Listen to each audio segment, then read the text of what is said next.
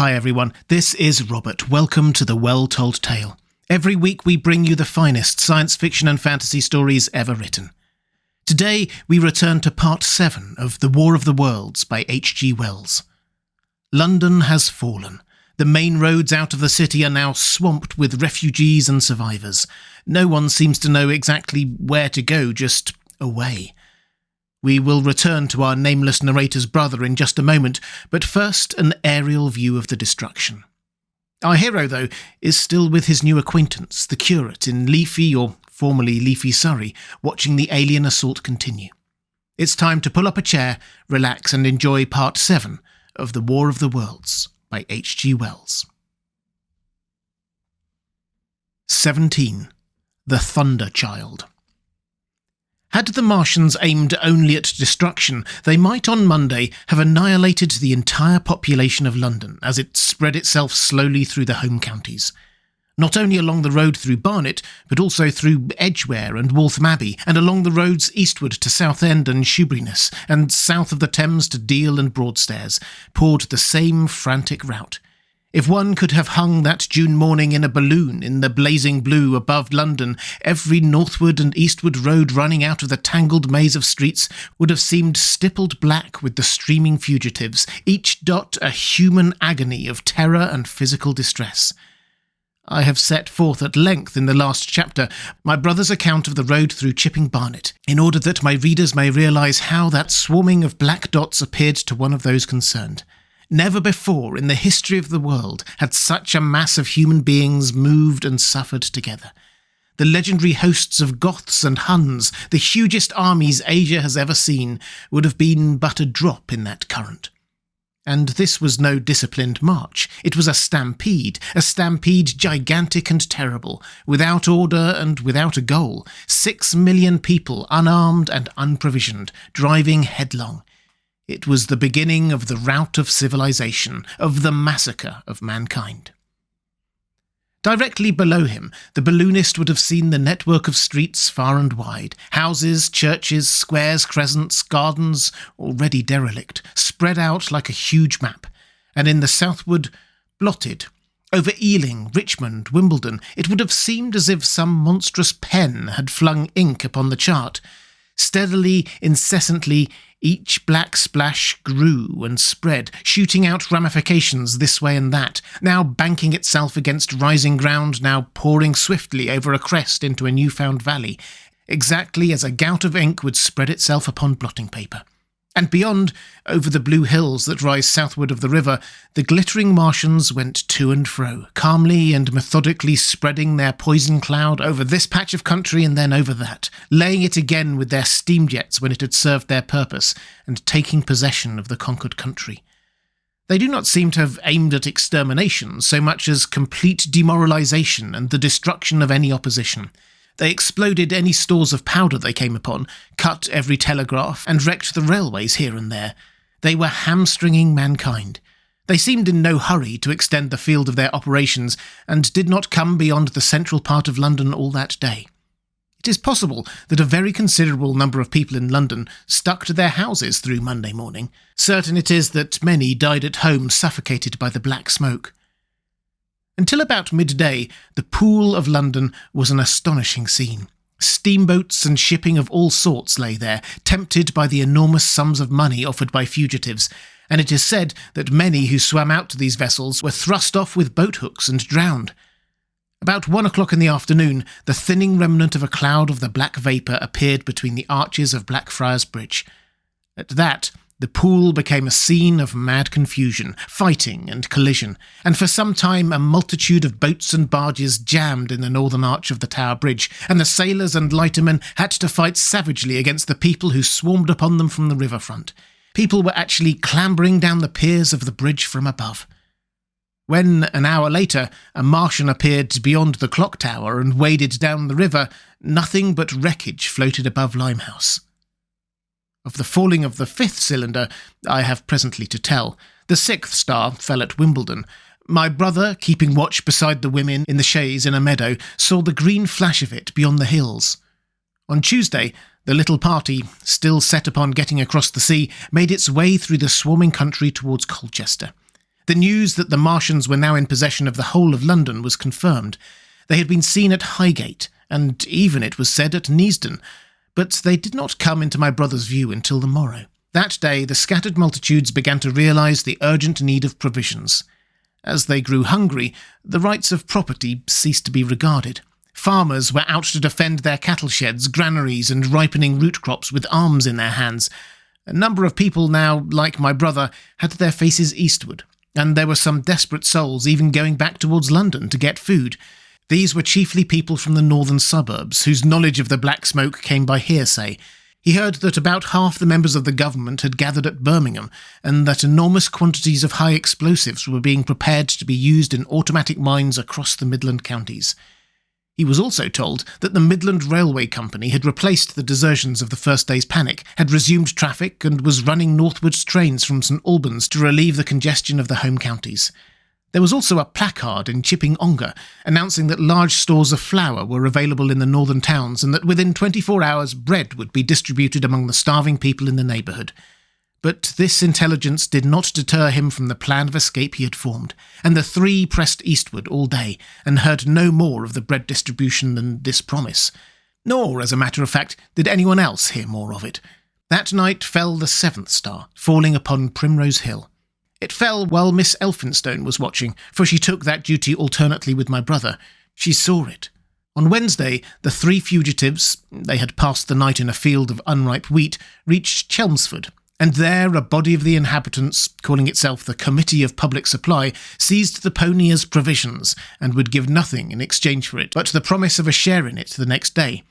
Here there were rumours of Martians at Epping, and news of the destruction of Waltham Abbey powder mills in a vain attempt to blow up one of the invaders. People were watching for Martians here from the church towers. My brother, very luckily for him as it chanced, preferred to push on at once to the coast rather than wait for food, although all three of them were very hungry. By midday they passed through Tillingham, which, strangely enough, seems to have been quite silent and deserted, save for a few furtive plunderers hunting for food. Near Tillingham, they suddenly came in sight of the sea, and the most amazing crowd of shipping of all sorts that it is possible to imagine. For after the sailors could no longer come up the Thames, they came on up the Essex coast to Harwich and Walton and Clacton, and afterwards to Foulness and Shoebury to bring off the people. They lay in a huge sickle-shaped curve that vanished into mist at last towards the Naze. Close inshore was a multitude of fishing smacks, English, Scotch, French, Dutch and Swedish, steam launches from the Thames, yachts, electric boats, and beyond were ships of larger burden, a multitude of filthy colliers, trim merchantmen, cattle ships, passenger boats, petroleum tanks, ocean tramps, an old white transport even, neat white and grey liners from Southampton and Hamburg, and along the blue coast towards the Blackwater, my brother could make out dimly a dense swarm of boats chaffering with the people on the beach, a swarm which also extended up the Blackwater almost to Malden. About a couple of miles out lay an ironclad, very low in the water, almost, to my brother's perception, like a waterlogged ship. This was the ram Thunderchild. It was the only warship in sight, but far away to the right, over the smooth surface of the sea, for that day there was a dead calm, lay a serpent of black smoke to mark the next ironclads of the Channel Fleet, which hovered in an extended line, steam up and ready for action, across the Thames estuary during the course of the Martian conquest, vigilant and yet powerless to prevent it.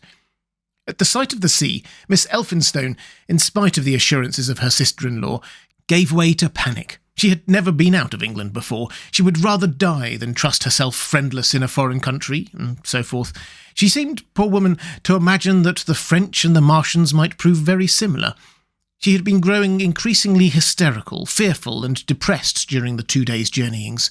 Her great idea was to return to Stanmore. Things had always been well and safe at Stanmore. They would find George at Stanmore. It was with the greatest difficulty that they could get her down to the beach, where presently my brother succeeded in attracting the attention of some men on a paddle steamer from the Thames. They sent a boat and drove a bargain for £36 for the three. The steamer was going, these men said, to Ostend.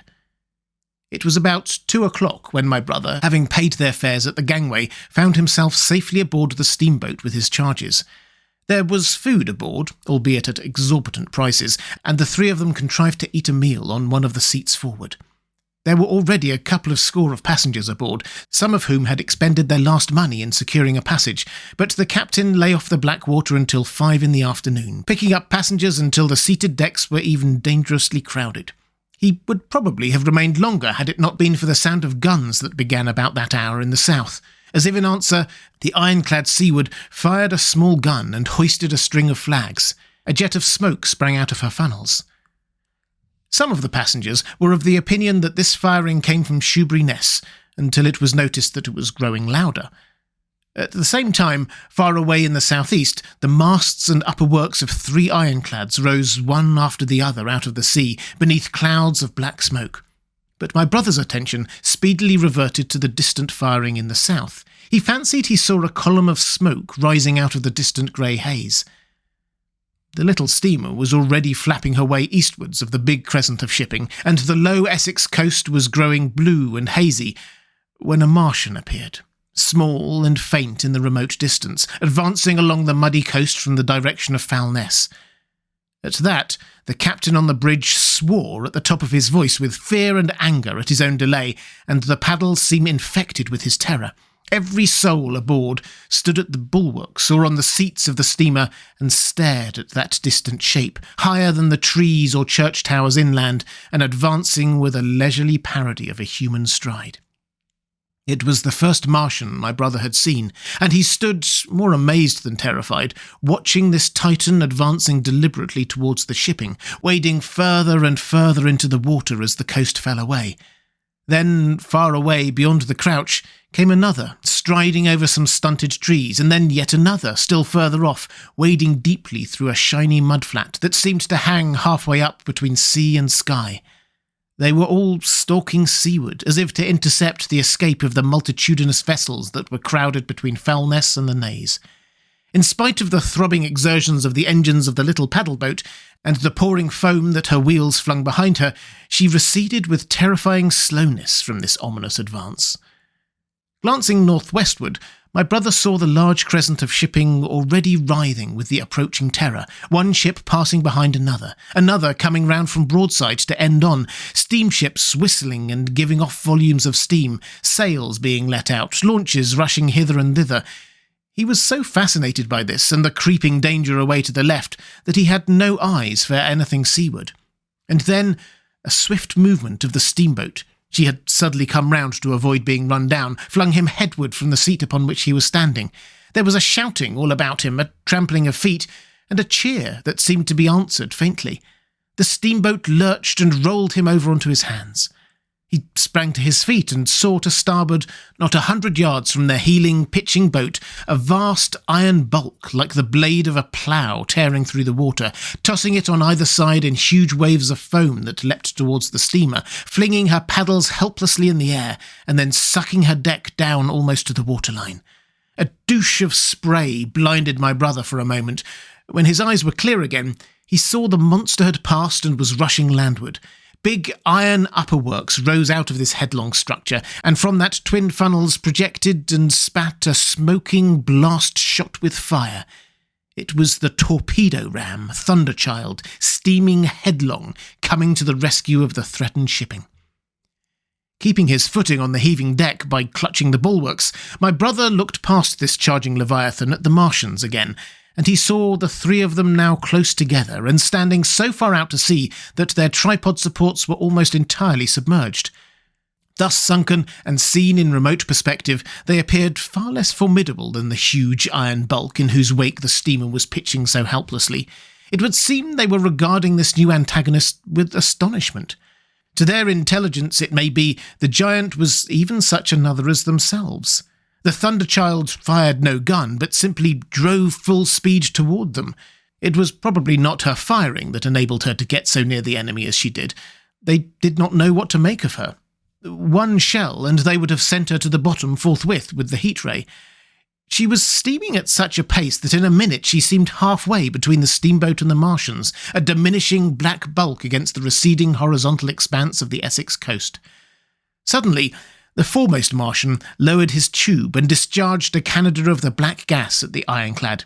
It hit her larboard side and glanced off in an inky jet that rolled away to seaward, an unfolding terror of black smoke from which the ironclad drove clear. To the watchers from the steamer, low in the water and with the sun in their eyes, it seemed as though she were already among the Martians. They saw the gaunt figures separating and rising out of the water as they retreated shoreward, and one of them raised the camera-like generator of the heat ray. He held it pointing obliquely downward, and a bank of steam sprang from the water at its touch. It must have driven through the iron of the ship's side like a white-hot iron rod through paper. A flicker of flame went up through the rising steam, and then the Martian reeled and staggered. In another moment, he was cut down, and a great body of water and steam shot high in the air. The guns of the Thunder Child sounded through the reek, going off one after the other, and one shot splashed the water high close by the steamer, ricocheted towards the other flying ships to the north, and smashed a smack to matchward. But no one heeded that very much. At the sight of the Martian's collapse, the captain on the bridge yelled inarticulately, and all the crowding passengers on the steamer's stern shouted together, and then they yelled again, for surging out beyond the white tumult drove something long and black, the flames streaming from its middle parts, its ventilators and funnels spouting fire. She was alive still. The steering gear, it seems, was intact and her engines working. She headed straight for a second Martian and was within 100 yards of him when the heat ray came to bear. Then, with a violent thud, a blinding flash, her decks, her funnels leaped upward. The Martian staggered with the violence of her explosion, and in another moment the flaming wreckage, still driving forward with the impetus of its pace, had struck him and crumpled him up like a thing of cardboard. My brother shouted involuntarily. A boiling tumult of steam hit everything again. "Two!" yelled the captain. Everyone was shouting. The whole steamer from end to end rang with frantic cheering that was taken up first by one and then by all in the crowding multitude of ships and boats that was driving out to sea. The steam hung upon the water for many minutes, hiding the third Martian and the coast altogether, and all this time the boat was paddling steadily out to sea and away from the fight, and when at last the confusion cleared, the drifting bank of black vapour intervened, and nothing of the Thunder Child could be made out, nor could the third Martian be seen. But the ironclads to seaward were now quite close, and standing in towards shore past the steamboat. The little vessel continued to beat its way seaward, and the ironclads receded slowly towards the coast, which was hidden still by a marbled bank of vapour, part steam, part black gas, eddying and combining in the strangest way. The fleet of refugees was scattered to the northeast. Several smacks were sailing between the ironclads and the steamboat. After a time, and before they reached the sinking cloudbank, the warships turned northward, and then abruptly went about and passed into the thickening haze of evening southward. The coast grew faint, and at last indistinguishable amid the low banks of clouds that were gathering about the sinking sun. Then, suddenly, out of the golden haze of the sunset, came the vibration of guns, and a form of black shadows moving. Everyone struggled to the rail of the steamer and peered into the blinding furnace of the west, but nothing was to be distinguished clearly. A mass of smoke rose slanting and barred the face of the sun. The steamboat throbbed on its way through an interminable suspense. The sun sank into grey clouds. The sky flushed and darkened. The evening star trembled into sight. It was deep twilight when the captain cried out and pointed. My brother strained his eyes. Something rushed up into the sky out of the greyness, rushed slantingly upwards and very swiftly into the luminous clearness above the clouds in the western sky. Something flat and broad and very large that swept round in a vast curve, grew smaller, sank slowly, and vanished again into the grey mystery of the night. And as it flew, it rained down darkness upon the land. Book 2. The Earth Under the Martians. 1. Underfoot. In the first book, I have wandered so much from my own adventures to tell of the experiences of my brother that all through the last 2 chapters I and the curate have been lurking in the empty house at Halliford, whither we fled to escape the black smoke. There I will resume. We stopped there all Sunday night and all the next day, the day of the panic, in a little island of daylight, cut off by the black smoke from the rest of the world. We could do nothing but wait in aching inactivity during those 2 weary days. My mind was occupied by anxiety for my wife. I figured her at Leatherhead, terrified, in danger, mourning me already as a dead man. I paced the rooms and cried aloud when I thought of how I was cut off from her, of all that might happen to her in my absence. My cousin, I knew, was brave enough for any emergency, but he was not the sort of man to realise danger quickly, to rise promptly. What was needed now was not bravery, but circumspection. My only consolation was to believe that the Martians were moving Londonward and away from her. Such vague anxieties keep the mind sensitive and painful. I grew very weary and irritable with the curate's perpetual ejaculations. I tired of the sight of his selfish despair. After some ineffectual remonstrance, I kept away from him, staying in a room, evidently a children's schoolroom, containing globes, forms, and copybooks. When he followed me thither, I went to a box room at the top of the house, and, in order to be alone with my aching miseries, locked myself in. We were hopelessly hemmed in by the black smoke all that day and the morning of the next. There were signs of people in the next house on Sunday evening, a face at a window and moving lights, and later the slamming of a door. But I do not know who those people were, nor what became of them. We saw nothing of them the next day. The black smoke drifted slowly riverward all through Monday morning, creeping nearer and nearer to us, driving at last along the roadway outside the house that hid us. A Martian came across the fields about midday, laying the stuff with a jet of superheated steam that hissed against the walls, smashed all the windows it touched, and scalded the curate's hand as he fled out of the front room. When at last we crept along the sodden rooms and looked out again, the country northward was as though a black snowstorm had passed over it. Looking towards the river, we were astonished to see an unaccountable redness mingling with the black of the scorched meadows. For a time we did not see how this change affected our position, save that we were relieved of our fear of the black smoke, but later I perceived that we were no longer hemmed in, that now we might get away. So soon as I realised that the way of escape was open, my dream of action returned. But the curate was lethargic, unreasonable. "We are safe here," he repeated, "safe here." I resolved to leave him. Would that I had. Wiser now for the artilleryman's teaching, I sought out food and drink. I had found oil and rags for my burns, and also took a hat and a flannel shirt that I found in one of the bedrooms. When it was clear to him that I meant to go alone, had reconciled myself to going alone, he suddenly roused himself to come. And, all being quiet throughout the afternoon, we started about 5 o'clock, as I should judge, along the blackened road to Sunbury. In Sunbury, and at intervals along the road, were dead bodies lying in contorted attitudes, horses as well as men, overturned carts and luggage, all covered thickly with black dust. That pall of cindery powder made me think of what I had read in the destruction of Pompeii. We got to Hampton Court without misadventure, our minds full of strange and unfamiliar appearances, and at Hampton Court our eyes were relieved to find a patch of green that escaped the suffocating drift. We went through Bushy Park, with its deer going to and fro under the chestnuts, and some men and women hurrying in the distance towards Hampton, and so we came to Twickenham. These were the first people we saw.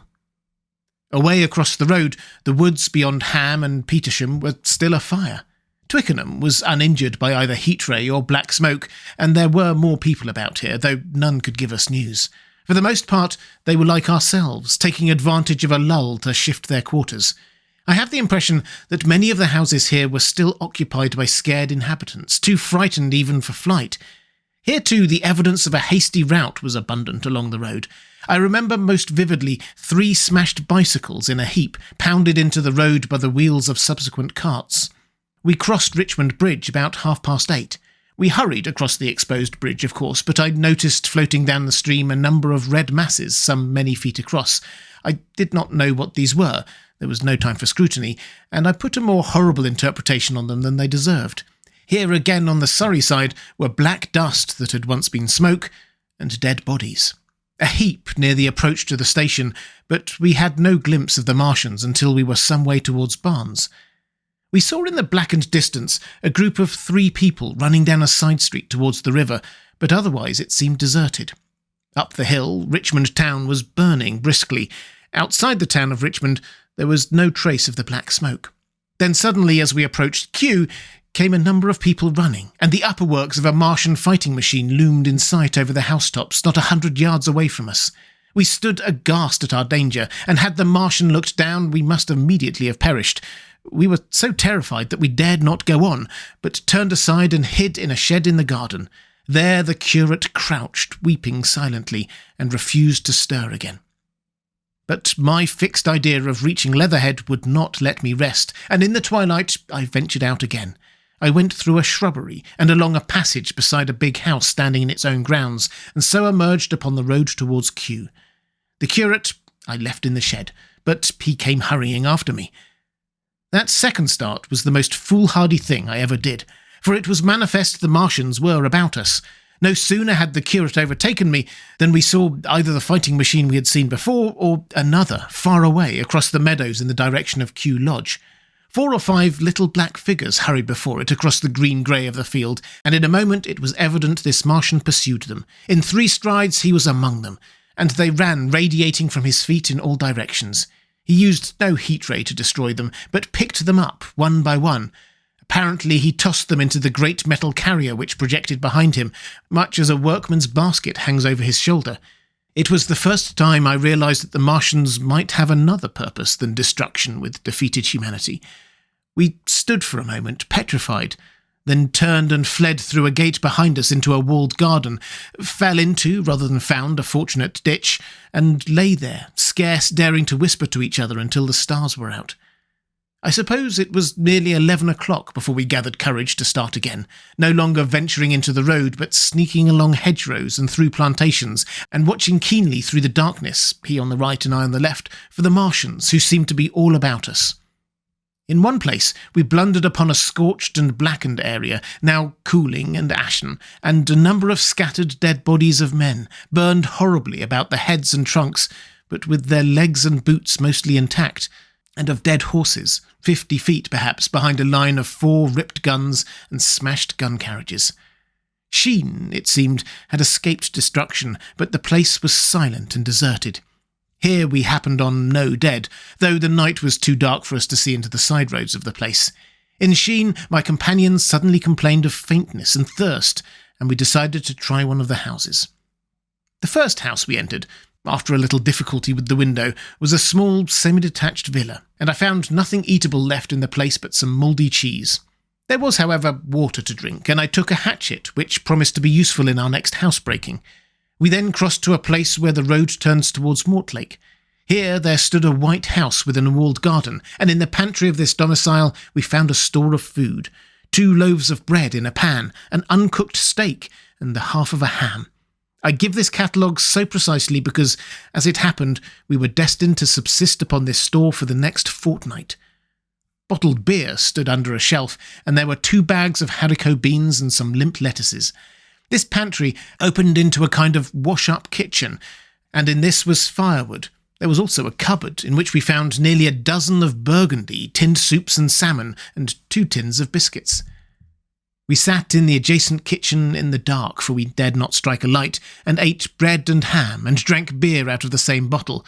The curate, who was still timorous and restless, was now, oddly enough, pushing on, and I was urging him to keep up his strength by eating, when the thing happened that was to imprison us. "It can't be midnight yet," I said. And then came a blinding glare of vivid green light. Everything in the kitchen leaped out, clearly visible in green and black, and vanished again. And then followed such a concussion as I have never heard before or since. So close on the heels of this as to seem instantaneous, came a thud behind me, a clash of glass, a crash and rattle of falling masonry all about us, and the plaster of the ceiling came down upon us, smashing into a multitude of fragments upon our heads. I was knocked headlong across the floor against the oven handle, and stunned. I was insensible for a long time, the curate told me, and when I came to, we were in darkness again, and he, with a face wet, as I found afterwards, with blood from a cut forehead, was dabbing water over me. For some reason, I could not recollect what had happened. Then things came to me slowly. A bruise on my temple asserted itself. "Are you better?" asked the curate in a whisper. At last I answered him. I sat up. "Don't move," he said. "The floor is covered with smashed crockery from the dresser. You can't possibly move without making a noise, and I fancy they are outside." We both sat quite silent, so that we could scarcely hear each other breathing. Everything seemed deadly still, but once something near us, some plaster or broken brickwork, slid down with a rumbling sound. Outside and very near was an intermittent metallic rattle. "That," said the curate, when presently it happened again. "Yes," I said, "but what is it?" "A Martian," said the curate. I listened again. "It was not like the heat ray," I said, and for a time I was inclined to think one of the great fighting machines had stumbled against the house, as I had seen one stumble against the tower of Shepperton Church. Our situation was so strange and incomprehensible that for 3 or 4 hours, until the dawn came, we scarcely moved. And then the light filtered in, not through the window, which remained black, but through a triangular aperture between a beam and a heap of broken bricks in the wall behind us. The interior of the kitchen we now saw greyly for the first time. The window had been burst in by a mass of garden mould, which flowed over the table upon which we had been sitting and lay about our feet. Outside, the soil was banked high against the house. At the top of the window frame, we could see an uprooted drainpipe. The floor was littered with smashed hardware. The end of the kitchen towards the house was broken into, and since the daylight shone in there, it was evident the greater part of the house had collapsed. Contrasting vividly with this ruin was the neat dresser, stained in the fashion pale green, and with a number of copper and tin vessels below it, the wallpaper imitating blue and white tiles, and a couple of coloured supplements fluttering from the walls above the kitchen range. As the dawn grew clearer, we saw through the gap in the wall the body of a Martian, standing sentinel, I suppose, over the still glowing cylinder. At the sight of that, we crawled as circumspectly as possible out of the twilight of the kitchen and into the darkness of the scullery. Abruptly, the right interpretation dawned upon my mind. "The 5th cylinder," I whispered. "The 5th shot from Mars has struck this house and buried us under the ruins." For a time the curate was silent, and then he whispered, "God have mercy upon us." I heard him presently whimpering to himself. Save for that sound, we lay quite still in the scullery. I, for my part, scarce dared breathe, and sat with my eyes fixed on the faint light of the kitchen door. I could just see the curate's face, a dim oval shape, and his collar and cuffs. Outside there began a metallic hammering, then a violent hooting, and then again, after a quiet interval, a hissing like the hissing of an engine. These noises, for the most part problematical, continued intermittently, and seemed, if anything, to increase in number as time wore on. Presently, a measured thudding and a vibration that made everything about us quiver and the vessels in the pantry ring and shift began and continued. Once the light was eclipsed, and the ghostly kitchen doorway became absolutely dark. For many hours we must have crouched there, silent and shivering, until our tired attention failed. At last I found myself awake and very hungry. I am inclined to believe that we must have spent the greater portion of a day before that awakening. My hunger was at a stride so insistent that it moved me to action. I told the curate I was going to seek food, and felt my way towards the pantry. He made me no answer, but so soon as I began eating, the faint noise I made stirred him up, and I heard him crawling after me.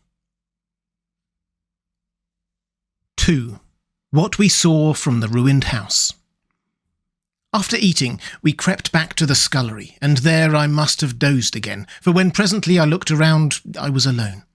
The thudding vibration continued with wearisome persistence. I whispered for the curate several times, and at last felt my way to the door of the kitchen. It was still daylight, and I perceived him across the room, lying against the triangular hole that looked out upon the Martians. His shoulders were hunched so that his head was hidden from me. I could hear a number of noises, almost like those in an engine shed, and the place rocked with that beating thud. Through the aperture in the wall, I could see the top of a tree touched with gold and the warm blue of a tranquil evening sky. For a minute or so, I remained watching the curate, and then I advanced, crouching and stepping with extreme care amid the broken crockery that littered the floor. I touched the curate's leg, and he started so violently that a mass of plaster went sliding down outside and fell with a loud impact. I gripped his arm, fearing he might cry out, and for a long time we crouched motionless. Then I turned to see how much of our rampart remained. The detachment of the plaster had left a vertical slit open in the debris, and by raising myself cautiously across a beam, I was able to see out of this gap into what had been overnight a quiet suburban roadway. Vast indeed was the change that we beheld. The fifth cylinder must have fallen right into the midst of the house we had first visited. The building had vanished, completely smashed, pulverized and dispersed by the blow. The cylinder lay now far beneath the original foundations, deep in a hole already vastly larger than the pit I had looked into at Woking. The earth all around it had splashed under that tremendous impact. Splashed is the only word, and lay in heaped piles that hid the masses of the adjacent houses. It had behaved exactly like mud under the violent blow of a hammer. Our house had collapsed backwards. The front portion, even on the ground floor, had been destroyed completely. By chance, the kitchen and scullery had escaped and stood buried now under soil and ruins, closed in by tons of earth on every side, save towards the cylinder. Over that aspect, we hung now on the very edge of the great circular pit the Martians were engaged in making. The heavy beating sound was evidently just behind us, and ever and again a bright green vapour drove up like a veil across our peephole. The cylinder was already opened in the centre of the pit, and on the further edge of the pit, amid the smashed and gravel-heaped shrubbery, one of the great fighting machines, deserted by its occupant, stood stiff and tall against the evening sky.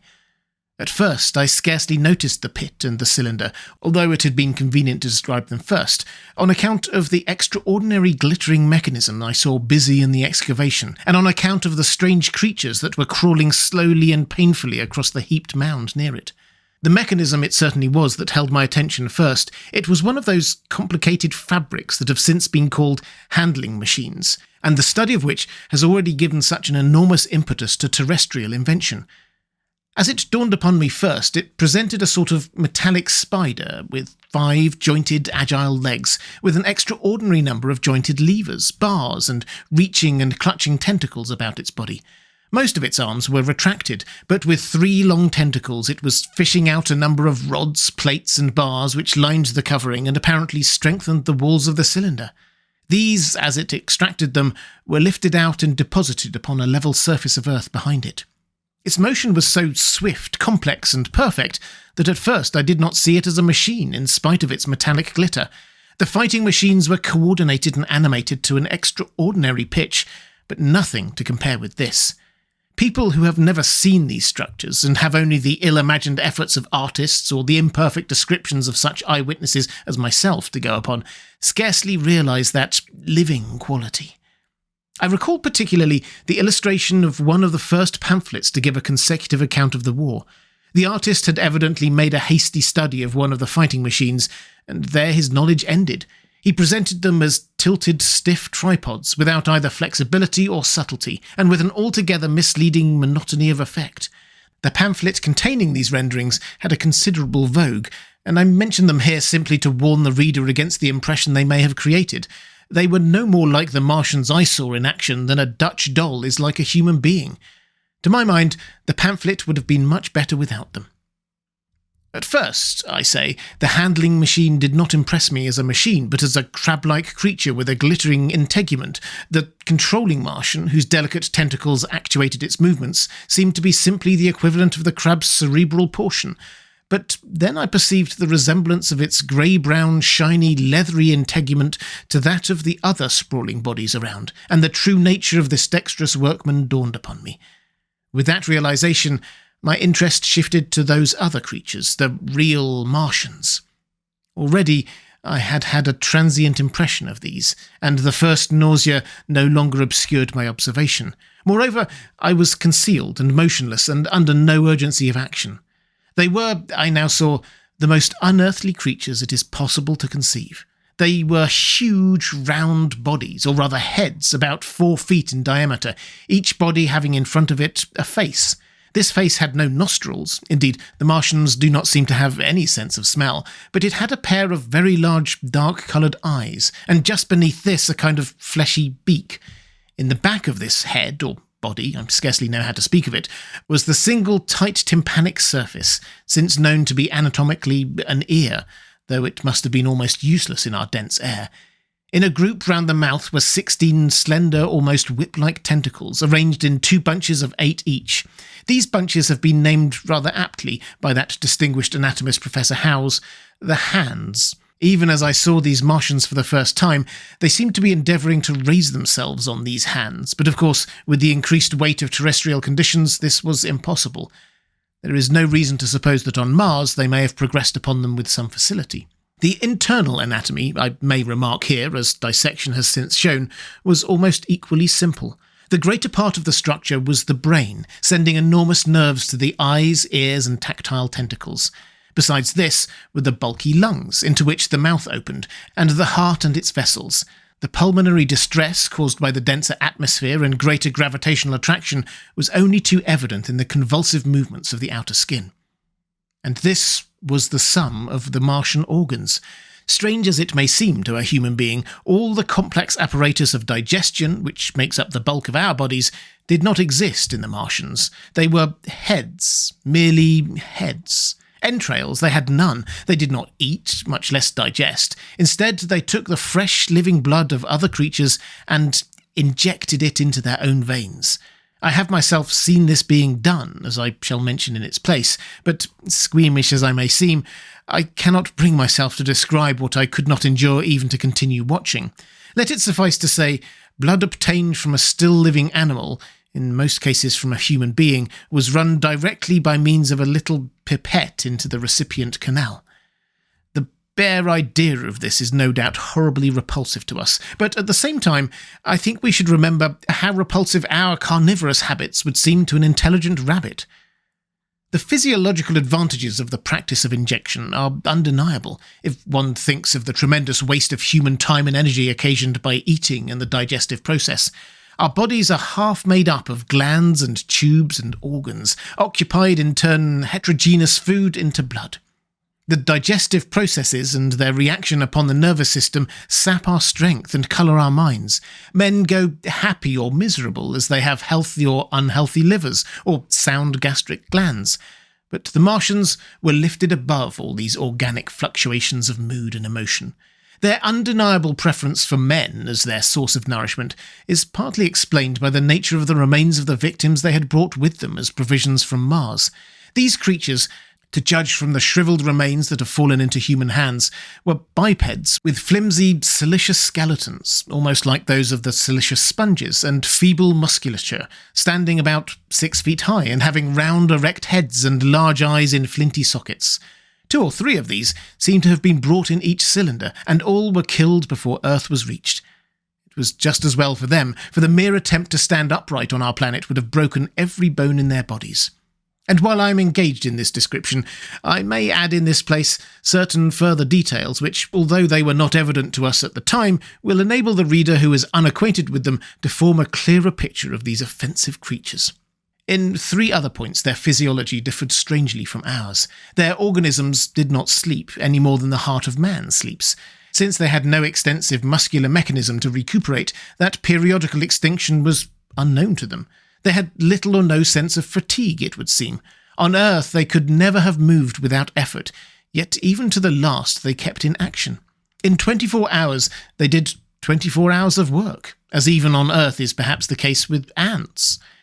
In the next place, wonderful as it seems in a sexual world, the Martians were absolutely without sex, and therefore without any of the tumultuous emotions that arise from that difference among men.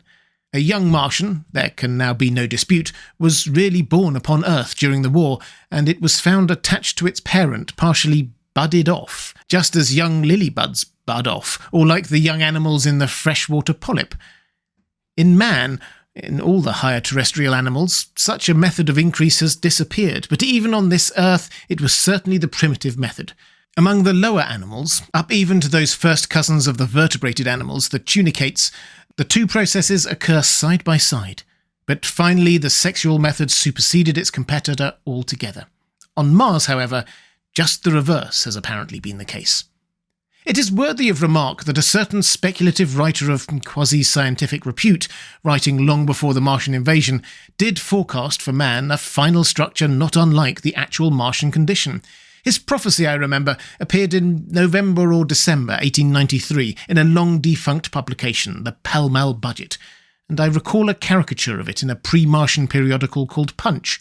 He pointed out, writing in a foolish, facetious tone, that the perfection of mechanical appliances must ultimately supersede limbs, the perfection of chemical devices, digestion, that such organs as hair, external nose, teeth, ear and chin were no longer essential parts of the human being, and that the tendency of natural selection would lie in the direction of their steady diminution through the coming ages.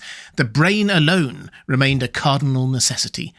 Only one other part of the body had a strong case for survival, and that was the hand, teacher and agent of the brain.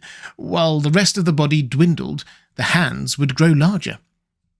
There is many a true word written in jest, and here in the Martians we have beyond dispute the actual accomplishment of such a suppression of the animal side of the organism by the intelligence. To me it is quite credible that the Martians may be descended from beings not unlike ourselves, by a gradual development of brain and hands, the latter giving rise to the two bunches of delicate tentacles at last, at the expense of the rest of the body. Without the body, the brain would of course become a mere selfish intelligence, without any of the emotional substratum of the human being. The last salient point in which the systems of these creatures differed from ours was in what one might have thought a very trivial particular. Microorganisms, which cause so much disease and pain on Earth, have either never appeared upon Mars, or Martian sanitary science eliminated them ages ago. 100 diseases, all the fevers and contagions of human life, consumption, cancers, tumours, and such morbidities, never enter the scheme of their life. And speaking of the difference between the life on Mars and terrestrial life, I may allude here to the curious suggestions of the red weed. Apparently, the vegetable kingdom in Mars, instead of having green for a dominant colour, is of a vivid blood-red tint. At any rate, the seeds which the Martians, intentionally or accidentally, brought with them gave rise in all cases to red-coloured growths. Only that known popularly as the red weed, however, gained any footing in competition with terrestrial forms. The red creeper was quite a transitory growth, and few people have seen it growing. For a time, however, the red weed grew with astonishing vigour and luxuriance. It spread up the sides of the pit by the third or fourth day of our imprisonment, and its cactus-like branches formed a carmine fringe to the edges of our triangular window. And afterwards, I found it broadcast through the country, and especially where there was a stream of water. The Martians had what appears to have been an auditory organ, a single round drum at the back of the head body, and eyes with the visual range not very different from ours, except that, according to Phillips, blue and violet were as black to them. It is commonly supposed that they communicated by sounds and tentacular gesticulations. This is asserted, for instance, in the able but hastily compiled pamphlet written evidently by someone not an eyewitness of Martian actions, to which I have already alluded, and which, so far, has been the chief source of information concerning them. Now, no surviving human being saw so much of the Martians in action as I did.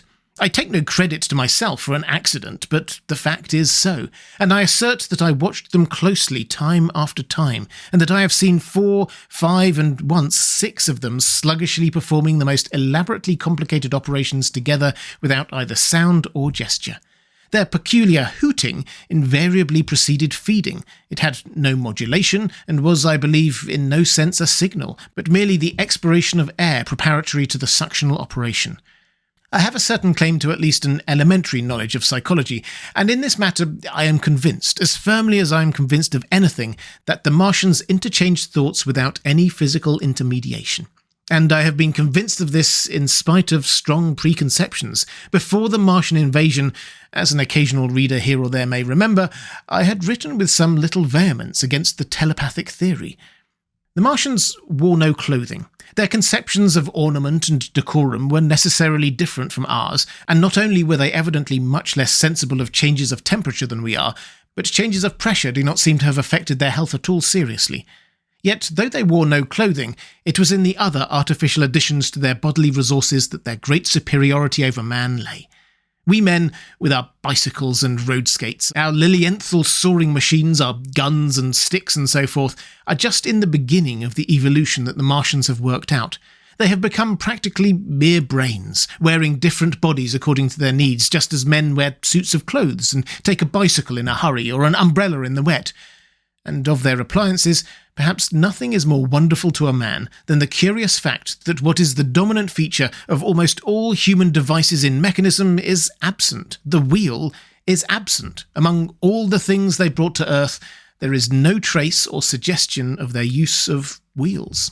One would have at least expected it in locomotion, and in this connection, it is curious to remark that even on this earth, nature has never hit upon the wheel, or has preferred other expedients to its development. And not only did the Martians either not know of, which is incredible, or abstain from the wheel, but in their apparatus, singularly little use is made of the fixed pivot, or relatively fixed pivot, with circular motions thereabout confined to one plane. All the joints of the machinery present a complicated system of sliding parts moving over small but beautifully curved friction bearings. And while upon this matter of detail, it is remarkable that the long leverages of their machines are in most cases actuated by a sort of sham musculature of the discs in an elastic sheath. These discs become polarized and drawn closely and powerfully together when traversed by a current of electricity. In this way, the curious parallelism to animal motions, which was so striking and disturbing to the human beholder, was attained. Such quasi-muscles abounded in the crab-like handling machine which, on my first peeping out of the slit, I watched unpacking the cylinder. It seemed infinitely more alive than the actual Martians lying beyond it in the sunset light, panting, stirring ineffectual tentacles and moving feebly after their vast journey across space. While I was still watching their sluggish motions in the sunlight and noting each strange detail of their form, the curate reminded me of his presence by pulling violently at my arm. I turned to a scowling face and silent, eloquent lips. He wanted the slit, which permitted only one of us to peep through, and so I had to forego watching them for a time while he enjoyed that privilege. When I looked again, the busy handling machines had already put together several of the pieces of apparatus it had taken out of the cylinder, into a shape having an unmistakable likeness to its own, and down on the left, a busy little digging mechanism had come into view, emitting jets of green vapour and working its way round the pit, excavating and embanking in a methodical and discriminating manner. This it was which had caused the regular beating noise and the rhythmic shocks that had kept our ruinous refuge quivering. It piped and whistled as it worked. So far as I could see, the thing was without a directing Martian at all.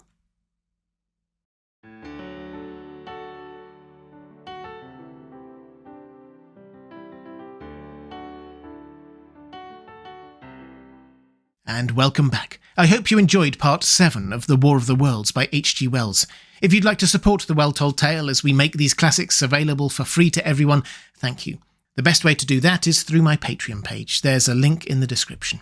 I'll be back next week with part 8. I hope you can join me.